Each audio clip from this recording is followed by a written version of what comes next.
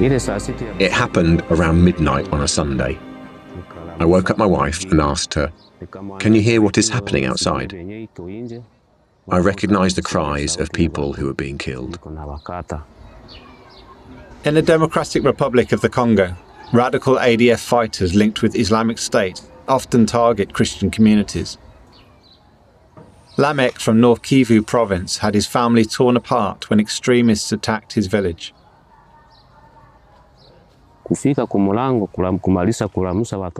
woke up the children and opened the door to check what was going on.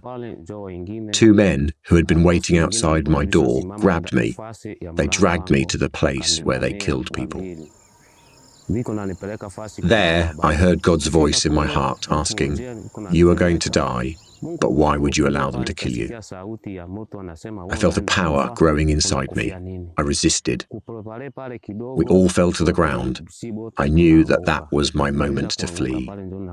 As I ran past my house, I opened the door to help my family to run. 5 of Lamec's children managed to escape with him, but 4 were left behind. The next morning, around 5 a.m., I went back home. The entire house was burned down. Everything in it was burned. When I walked around the house, I saw the bodies of my 3 children. I started searching for the 4th child, but I could not find her. Other villagers said, "Your daughter was the first person they forced into their canoes to cross the river." That's when I began to cry. Lamec's 19-year-old daughter had been abducted. His 14-year-old daughter and 2 boys, aged 12 and 7, had been killed.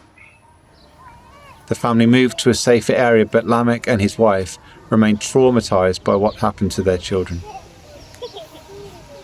My wife could not stop thinking about them. When she did, she would start crying. That is why we brought her to church. There they prayed over her, and then the pain reduced. Me too. Somewhere deep inside, I think about my children so often. When I do, I feel weak all over. There are many moments that remind me of them, because whenever I would go to my farm, they would join me to help me at the farm.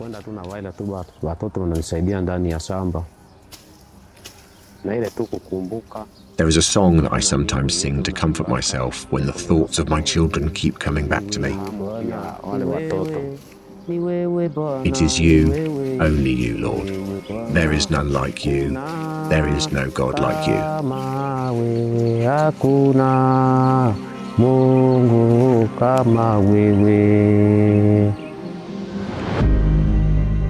Please pray for God's continuing comfort for Lamec and his family in the midst of trauma. Pray too for Lamec's daughter who was abducted. Pray that she would know God's presence. Thank God for the emergency aid and support that Open Doors local partners have given to Lamec. Pray that his new farm will be profitable so that he can provide for his family. Christians here ask us to pray for their enemies, that God would turn around the hearts of the militants who have been intent on killing his people in the DRC.